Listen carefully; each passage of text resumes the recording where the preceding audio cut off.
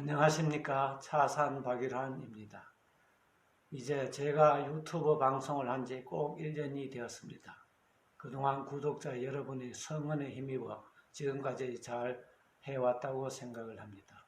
구독자도 4만 명을 돌파하였고 조회수도 30만 뷰를 초과하였습니다. 그동안의 성원에 대하여 감사를 드립니다.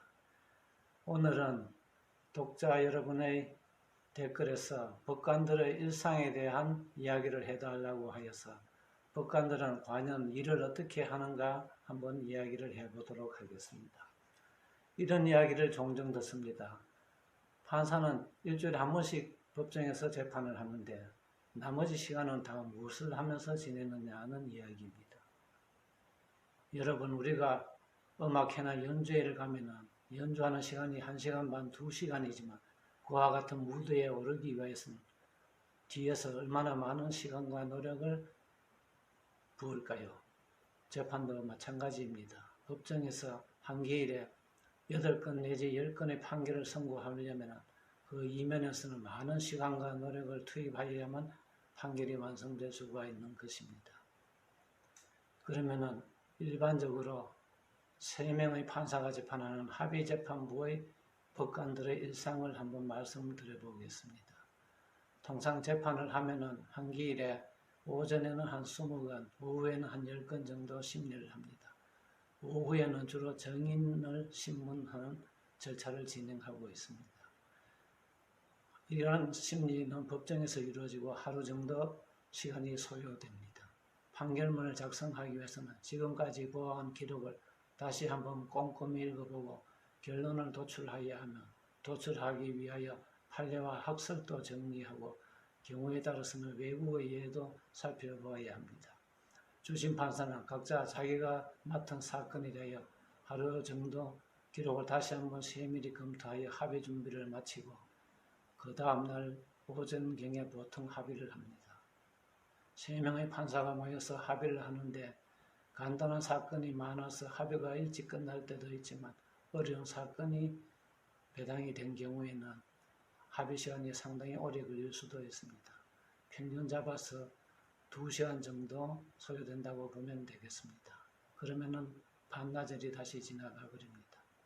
합의가 끝나면은 각 주심 판사들은 자기가 맡은 사건의 판결문을 작성해야 합니다. 1심 법원의 합의부의 경우에 보통 서너 건씩 작성을 하게 되는데 그와 같은 합의부에서 작성하는 시간도 하루 내지 하루 반 정도는 충분히 걸립니다. 그러면은 판결문을 작성하여서 제출하기까지 3일이라는 시간이 소요됩니다. 그러면은 일주일에서 하루가 남습니다만은 이 남는 시간은 결국 재판 전날, 그 다음날 재판에 진행할 사건의 기록을 살펴보고 증인신문 사항 등을 정리하여서 심리에 도움이 될 여러 사항을 정리하는 일로 보내게 됩니다. 이러면 일주일이 꼬박 지나가게 됩니다. 그러면 재판장인 부장판사는 어떻게 할까요? 부장판사는 직접 판결을 작성하지는 않지만 주심판사가 작성해온 판결을 수정하고 보충하는 작업을 하는데 이것이 사실 상당히 힘든 작업입니다. 주심판사가 일찍 판결문을 완성하여 가져다 주면 시간적 여유를 두고 검토할 수 있지만 너무 시간이 촉박하여 가져오면 결국 다음 선고기일에 선고를 하지 못하고 선고를 연기해야 되는 일도 생기게 됩니다. 물론 모든 경우에 선고를 연기하는 것은 아니지만 경우에 따라서 어려운 사건이 올 때는 선고를 연기하는 수도 있습니다. 부장판사는 주심 판사들이 가져온 판결문을 다 검토하여야 하기 때문에 자기가 직접 판결문을 쓰지는 않더라도 2배의 양을 검토하게 되는 작업을 해야 합니다. 또 부장판사는 재판 진행을 하기 위하여 각 부에 배정된 모든 사건을 파악을 하여야 하기 때문에 재판 전 하루 이틀 동안에는 당사자가 낸 준비 서면이나 답변서 또 증인 신문 사항 등을 꼼꼼히 살펴보고 필요에 따라서는 학설과 판례도 직접 검토하여야 합니다.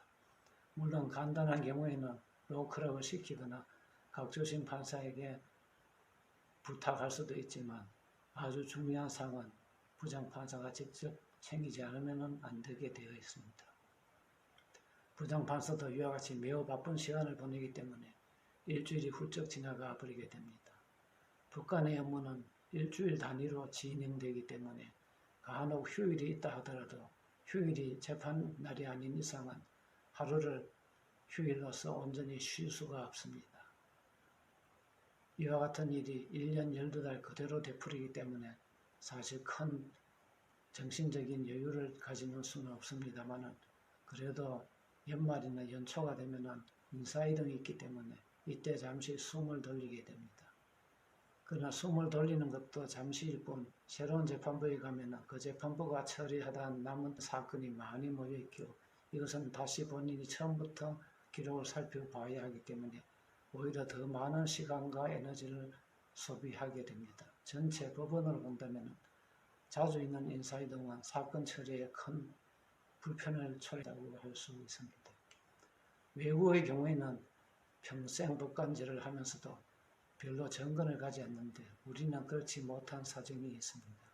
2년 내지 3년마다 한 번씩 옮기고 또 옮기지 않더라도 내부에서 사무분담이 변경되기 때문에 많은 능률이 저해되고 5% 내지 10%의 법관이 부족한 그런 현실을 초래하는 것이 되고 있습니다. 이와 같은 점은 앞으로도 많이 시정되어야 할 것이 아닌가 저는 생각을 합니다. 감사합니다.